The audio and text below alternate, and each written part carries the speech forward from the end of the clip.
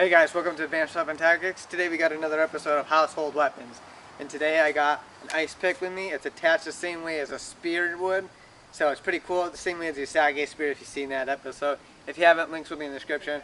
You know, it's a little worn out, a little rusty, but I think it'll do the job. And what do you got there, Matt?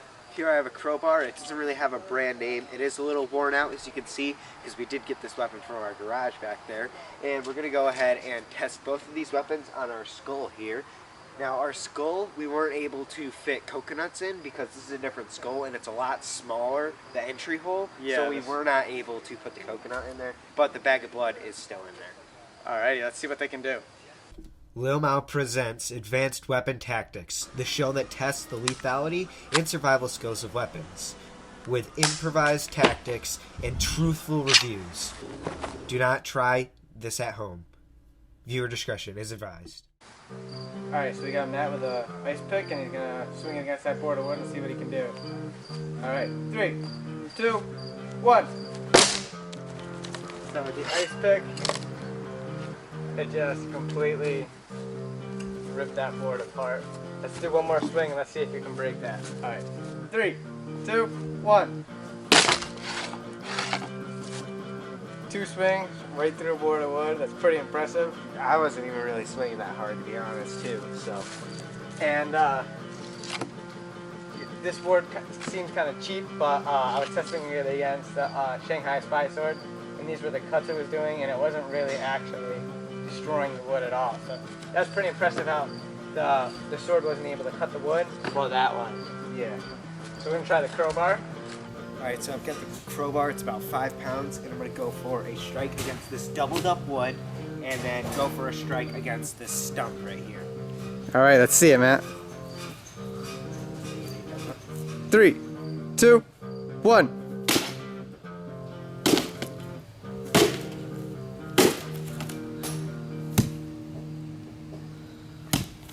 Alright, let's see the damage. 3, 2, 1.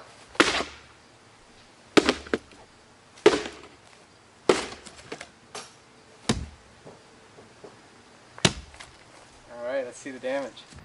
Alright, so against this wood here, you got some pretty big lacerations. If it was your skin, it'd be pretty damn devastating. But against the wood, it almost kind of glanced off. But I'm going to see what it can do against the coconut next. Crowbar, and I'm going to do a back strike with the back of this on the coconut and see if I can crush it with the blunt force. Just give me a countdown, Matt. 3, 2, 1.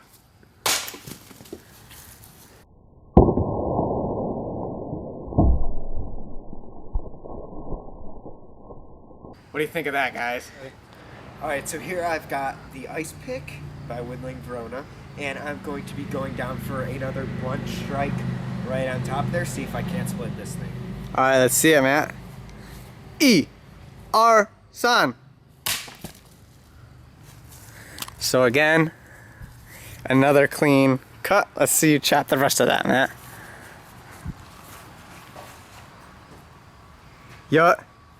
Some.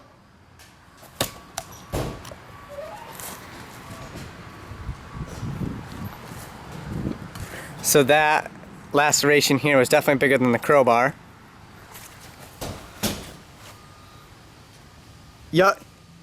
Some. And again, another devastating blow from the ice pick. Now let's see what it can do against our heads. I got the Woodling Verona ice pick against our new Tyrone heads, and let's see what it can do against them. Give me a countdown, Matt. Soon. So I missed the head. Actually, I grazed the nose. Soon.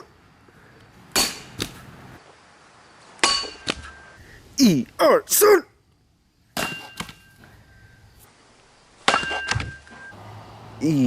Soon.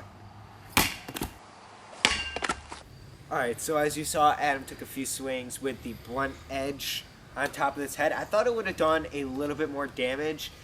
I'm not sure if you can see, but really all it did was put a small indent and a few scrapes into it.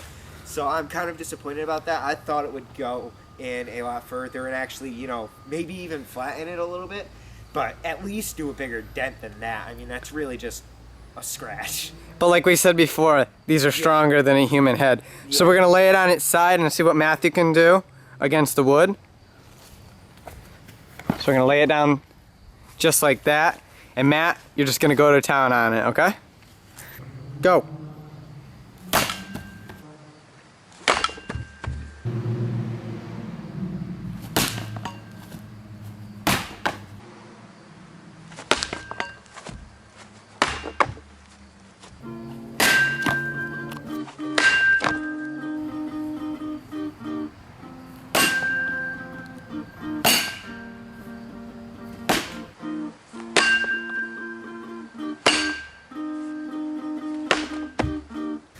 Alright, so let's analyze what Matthew was able to do to this. Oh, wow. Wow, look at that. Matt, tell us what happened to that head. Alright, so I think this was my, what was that, my first strike? I'm not sure. I think that might have been either my first or second strike, but as you see, it completely just severed that right down the top of his head. Yeah, it would have. He's done. It would have severed the skull as well. So that would have been pretty damn devastating. Anything else you can say about any of the other strikes? Any other wounds? And this plastic, you know, once again, is really, really thick. I think this plastic might even be thicker than the other ones. So I'm really impressed that I was able to go through the whole layer of plastic. So let's see. Imagine that laceration at the top of your head. That would have to be at least 45 stitches, if not more. That's pretty damn devastating. Not to mention you would have had a cracked skull, tons of hemorrhaging, and it would have been really devastating. So we're gonna give Matt the crowbar. We're gonna do just 2 strings, and then I'm gonna go crazy and finish off the head. E, R, san.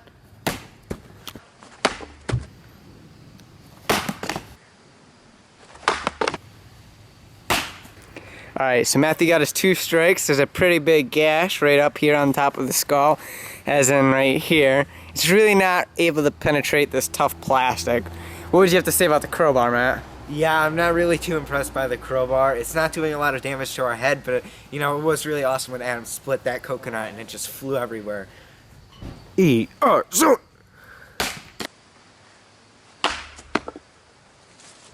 Ooh. Indent the entire skull cracked. It's pretty impressive.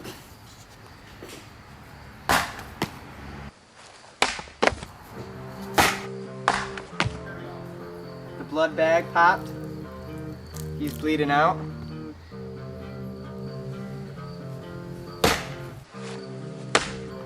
Just tons of blood. Look at all that.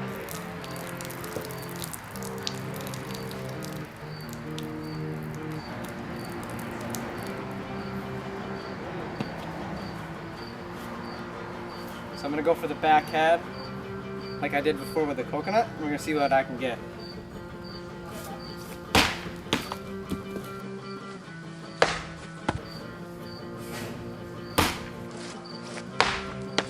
Alright, so as you saw, one of the strikes that Adam made completely indented his skull. He would be completely done from that. He would have some hemorrhaging. He would probably be knocked out from the force of that, and his insulin is coming out. You can see that. All the blood is just gone. All the blood is just gone from his head. His insulin's coming out. His brains are all over the place, all scrambled. Let me take one good look at that head. So we got another cut here. These are where the bladed part of it, since it's not very sharp and kind of worn down. It didn't really go too deep into the plastic. It did actually pierce all the way through the plastic. Yeah, it definitely went all the way through the plastic, but not that deep. And then you got this giant incave from that one strike. You can kind of see it. And then from just the power, I'm not sure which strike, but it actually ripped it again all the way across there and there as well. So again, with all the blood out of his head, that's definitely a kill shot. It's not your clean one-hit kill, but over time and with a couple strikes, it's pretty devastating. Alrighty, so that concludes our final episode of Household Weapons on Season 1. We're going to do some more Household Weapons on Season 2, see what they can do. But again, this Household Weapons, very devastating, you know. These are, the first purpose is, breaking in a door or something like that. Different things with these tools, chopping ice.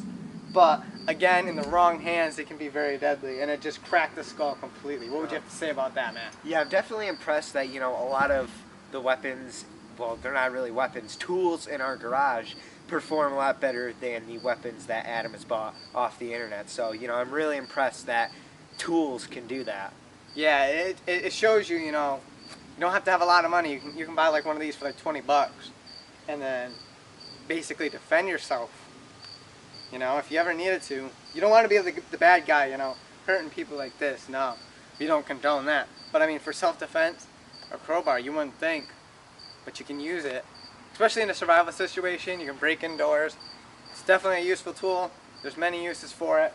So I hope you liked our final episode of household weapons. There's going to be 2 more episodes the rest of this season, and we're going to see what they can do.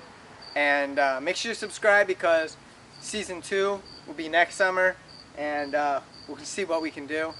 The Little Mao channel won't end, but make sure you subscribe. We're going to do some other stuff since I'll be away at college at the time. So if you guys like this video, make sure you comment, rate, subscribe, and like the video. Anything else you can put to this, Matt? Yep, just, make sure you check out our other videos, as well as check out my channel. Adam stars in a couple of my videos over there, so make sure you check that out. And thanks for watching, guys. Thanks for watching.